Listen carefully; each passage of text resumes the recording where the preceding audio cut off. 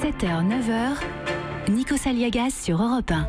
Et à 8h33, on retrouve David Abiker pour sa revue de presse, Nikos. Bonjour David Abiker. Bonjour Nikos, bonjour Céline Bonjour. et bonjour à tous.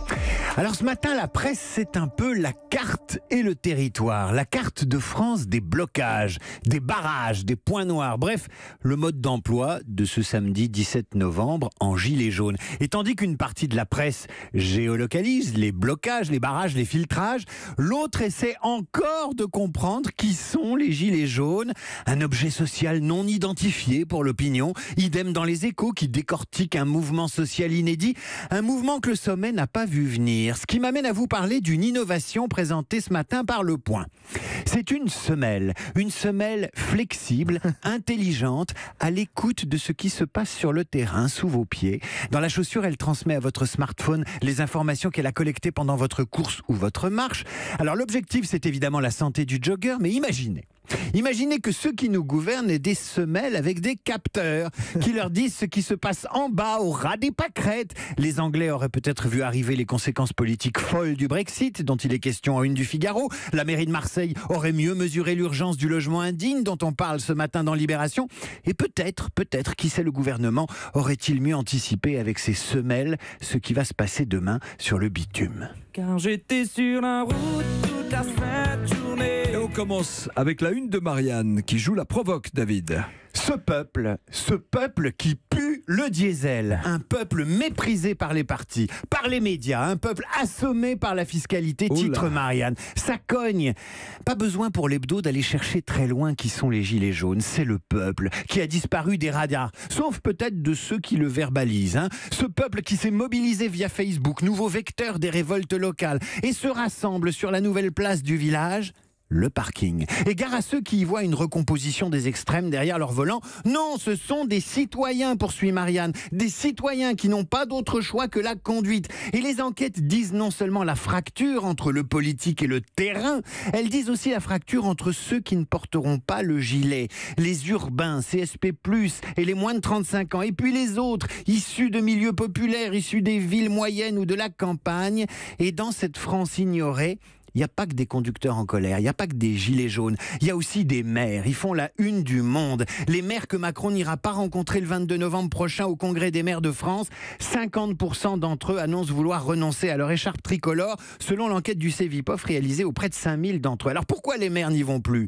Parce que c'est trop lourd, trop dur, mais aussi... Et là, on va boucler la boucle.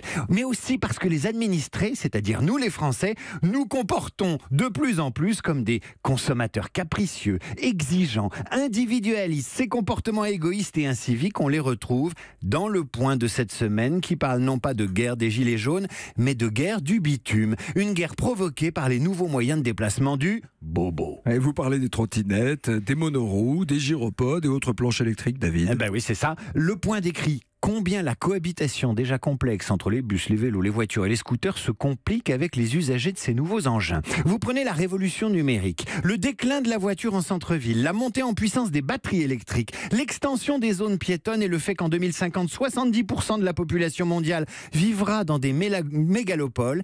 Et vous avez les ingrédients d'un Big Bang qui va générer un marché de 1000 milliards de courses, sauf qu'en attendant, c'est le bordel. Des accidents, des conflits de territoire et des actes inciviques en pagaille, explique Le Point. Au point que souvent, les piétons doivent emprunter la route pour faire de la place aux bobos trottinettes. Alors pendant ce temps-là, à Rennes, on expérimente quoi? Le bus sans conducteur, 100% électrique sur la ligne 100, nous explique ce matin Ouest France.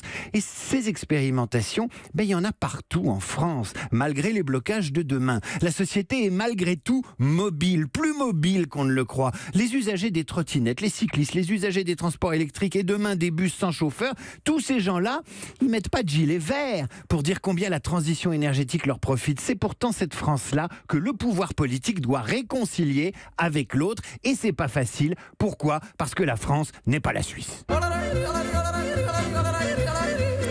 Alors, pourquoi je vous parle de la Suisse, mon cher Nikos? Parce que nos amis suisses s'apprêtent à interdire les sellés sur les pies de vache. C'est quoi les sellés sur les pies de vache?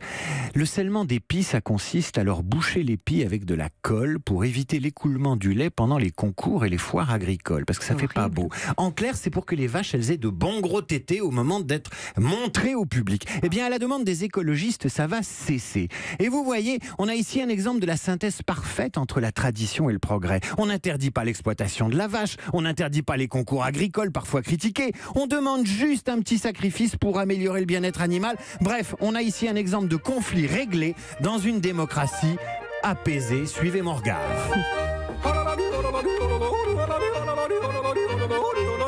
C'est bien connu, les mamelles de la nation de la Confédération helvétique ne coulent pas. Merci Par contre, il y a des mea culpa. Oh, bien. La revue de presse, c'est aujourd'hui et c'est demain à 8h30.